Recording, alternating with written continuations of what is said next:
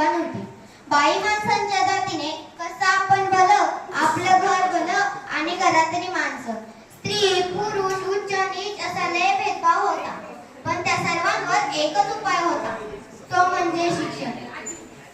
शिक्षणाचा ध्यास हा एकच विचार ज्योतिरावांच्या मनात होता. एकदा काय झालं, ज्योतिराव शिक्षणाचा प्रसार करत असताना त्यांना फरान नावाच्या ब्रिटिश भेटल्या व म्हणाल्या, मिस्टर फुले,